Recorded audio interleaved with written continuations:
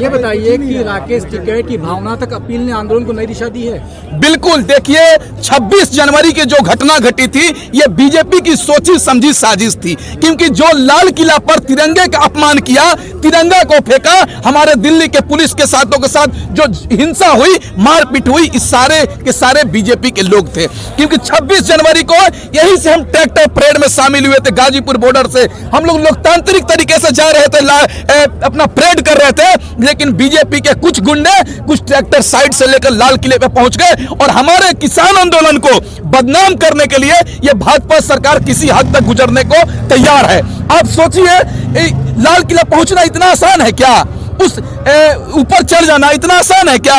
कहीं ना कहीं ये बीजेपी सरकार, मोदी सरकार हमारे आंदोलन को बदनाम करना चाह रही थी, आंदोलन को खत्म करना चाहती थी, लेकिन ये आंदोलन खत्म होने वाला नहीं है, क्योंकि नदी का रास्ता पहाड़ कभी नहीं रोक सकता है। नदी अपना रास्ता पहाड़ को चीर कर बनाता है। उसी तरीके से ये किसान आंदोलन तभी खत्म होगा जब हमारी मांग पूरी हो जाएगी, तीनों कृषि कानून रद्द हो जाएगा, एमएसपी और कानून बनेगा, तभी हमारा आंदोलन खत्म होगा। सरकार संशोधन के लिए तैयार है ना? अरे पहले से ये 11 वार्ता हुई, उसमें बातचीत ये भी हुआ, सरकार तो पहले से कह रही है कि हम संशोधन करने के लिए तैयार हैं, लेकिन किसान हम लोग क्या कह रहे हैं कि हम संशोधन पे तैयार नहीं है, एसटीए पे तैयार नहीं है, ये कानून रद्द होना चाहिए। आप बताइए, ये जहर है, अगर अभी जहर खाएंगे तो मर जाएंगे, और क्या 1.5 साल के बाद जहर पिएंगे तो बच जाएंगे क्या? जहर तो जहर होता है ना भाई। ये कानून फांसी का फंदे है, अगर अभी हमको फांसी दो या 1.5 साल के बाद फांसी दो, फांसी तो फांसी होता है ना भाई। इसलिए ये कानून रद्द होना चाहिए।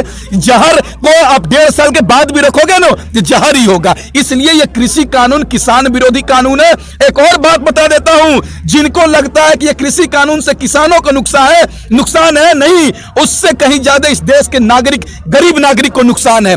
अब बताइए, किसान खेती करता है तो 10 रुपये, 20 रुपये, 30 रुपये किलो हमको चावल मिल जाता है, 30 रुपये चावल मिल जाता है। जब किसान खेती करके आलू पदाता है तो 10-20 रुपये किलो मिल जाता है, लेकिन कंपनी जब चीज बेचती है तो 500 रुपए किलो मिलता है। सरफ 200 रुपए क्यों बिकता है? आप सोचिए, यही चावल को, यही आलू को किसान नहीं बेचेगा, कॉर्पोरेट घराने के लोग बेचेंगे तो 100 रुपए किलो बेचेंगे, और हम जैसे गरीब लोग मर जाएंगे। इसलिए यह कृषि कानून रद्द होना चाहिए। और कह देते हैं, तुम भाजपा के गुंडो, कुछ गुंडे हैं जो हमारा आंदोलन को खाली करवाना चाहते हैं। सुन लो, तुम्हारे धमकी से हम लोग डरने वाले नहीं है। तुम आकर दिखाओ, तुम्हारी माँ का दूध पिया है भाजपा वालों, आरएसएस, बजरंग दल के लोगों, तुम्हारे माँ का दूध पिया हो तो गाजीपुर आकर दिखाओ। तुम्हारा ईंट का जवाब पत्थर से नहीं दिए तो हम भी किसान नहीं, हम भी 28 तारीख को आए तो क्यों बैरंग लौटना पड़ा?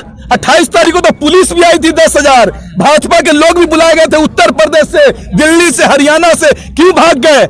यही दूध पिए हो तुम भाग गए, इसलिए भाग गए तो तुम गोबर का, गाय का मूत्र पीते हो, हम गाय का दूध पीते हैं, इसलिए हम रुक गए। तुम गाय का गोबर खाते हो, हम के किसानों का अनाज खाते हैं, इसलिए रुक गए। पुलिस को भी भागना पड़ेगा और ये सरकार को भी भागना पड़ेगा। ये सरकार की अहंकार, घमंड टूटेगी और हमारा मांग पूरी होगा। अब जानते हैं, ये जब सीता जी को रावण अपहरण किया था तो वो भी बोलता था कि हम सीता जी को नहीं देंगे।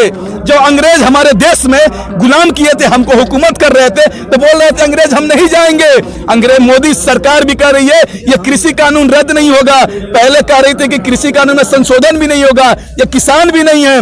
आप रुकिए ना, 2-4 दिन देखिए, ये मोदी सरकार किसानों के पास घुटने के बल गिरेगी और ये कृषि कानून रद्द करेगी और एमएसपी पर कानून बनाएगी। आप रुक जाइए, 2-4 दिन केवल रुकिए। बजट सत्र शुरू है, क्या कोई उम्मीद है? देखिए, हमको तो ये सरकार से ना उम्मीद है, क्योंकि ये मोदी सरकार सबको बेचने का काम कर रही है। रेलवे बेच रही है, किसानों को बेच रही है, युवाओं को बेच रही है, महिलाओं की इज्जत को भी बेच रही है। इसलिए ये सरकार से हमें उम्मीद नहीं है, लेकिन फिर भी हमें विश्वास है कि हमारी मांग पूरी होगी। अगर नहीं होगी तो हम लोग लोकसभा में पहुंचने का काम करेंगे, क्योंकि लोकसभा से यह कानून पास हुआ है तो वही रद्द होगा। और देखते हैं ये मोदी सरकार कैसे नहीं रद्द करती है। हम लोग भी तो ये अड़ गए हैं। तुम्हारा घमंड में विश्वास है ना? लोकसभा में चुनाव जीत कर जाओगे या आंदोलन करके जाएंगे? चुनाव हमने जिताया है, उसको लोकसभा में भेजा है हमको, हम तो क्यों नहीं जाएंगे वहां? हमारे चुने हुए सांसद गए हैं, हमसे तो गलती हो गया। ये गुजरात से हम लोगों ने दिल्ली बैठा दिया ऐसा झांसा राम को, ऐसा झूठा प्रधानमंत्री को समय आएगा तो लिख लेंगे हमारा प्रधानमंत्री झूठा है, यहां पर लिख के चलेंगे कि हमारा प्रधानमंत्री झूठा है। बोलता है किसानों की आय दोगुनी हो जाएगी, किसान अमीर हो जाएगा, किसान मालामाल हो जाएगा। ऐसा दोगुनी आय हुई कि किसान रोड पे आ गया। आप इतनी खराबी बता रहे, वोट फिर भी मिल रहे हैं। अरे कहां वोट मिल रहे हैं? अरे ये कहीं ना कहीं ये सरकार जनता को भ्रम फैलाकर वोट लेती है। आप लोकसभा का चुनाव हो रहा था 9-19 में, उस समय कांड हो गया, पुलवामा अटैक करवा दी और बोल रही थी कि देश के जवान शहीद हो गए, पाकिस्तान को जवाब देना है, चाइना को मारना है। लेकिन चाइना आज हमारे देश में, अरुणाचल प्रदेश में गांव बसा लिया, मोदी जी चुपचाप है। लेकिन किसान आंदोलन कर रहे हैं तो उनके लिए सेना भेज रही है। शर्म करो मोदी जी, शर्म करो। अन्नदाता नहीं रहेंगे तो तुम क्या खाओगे? अन्नदाता नहीं रहेंगे। भारत में अगर कृषि प्रधान देश में किसान नहीं रहेगा तो दुनिया के मानचित्र पर हिंदुस्तान नहीं रहेगा, क्योंकि अन्न नहीं उपजेगा तो हम सोना चावल नहीं खाएंगे, किसान का उगाया हुआ ही अनाज खाएंगे। इसलिए यह कृषि कानून रद्द होना चाहिए। और मोदी जी दाढ़ी बढ़ा रहे हैं, दाढ़ी ऐसे अरे दाढ़ी बनाने से हर दाढ़ी वाला आदमी रविन्द्रनाथ टैगोर नहीं होता है, कुछ बोके भी होते हैं। गांव में देखें बोका का दाढ़ी बढ़ जाता है, उसी तरीके से हमारा मोदी का दाढ़ी बढ़ गया है। रविन्द्रनाथ टैगोर बन रहे हैं। तुम रविन्द्रनाथ टैगोर जी के कदमों में भी तू नहीं हो मोदी जी, क्योंकि तुमने हर कोई को रोड पर लाकर खड़ा कर दिया। धरना स्थलों का इंटरनेट बंद किया जा रहा है और चारों तरफ के रोड भी बंद किए जा रहे हैं। सरकार तो पहले से ही टॉयलेट बंद कर देती है, पानी बंद कर देती है, लाइट बंद कर देती है, कल से इंटरनेट बंद कर दी। हर जगह से किसान जो आ भी रहे हैं उनको बॉर्डर को सील कर दी है। लेकिन एक बात सुन लीजिए, किसानों से क्यों नहीं लड़ते जो टीवी पे आते हैं? किसान को तुम जितना दबाओगे उतना ये ऊपर उठेगा।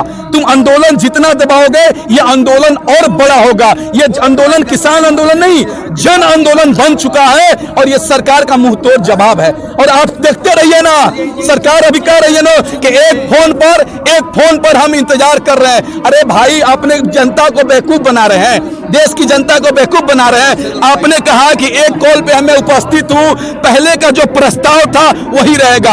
अरे भाई, पहले के प्रस्ताव था कि 1.5 साल तक कृषि कानून को स्टे कर लेते हैं। किसान पहले भी कह चुका है कि स्टे को हम नहीं मानते हैं, यह कृषि कानून रद्द होना चाहिए, रद्द होना चाहिए तो रद्द होना चाहिए। और सिंधु बॉर्डर पे जो स्थानीय लोग अपने आप को बता रहे हैं कि स्थानीय लोग हैं, वो स्थानीय लोग नहीं है।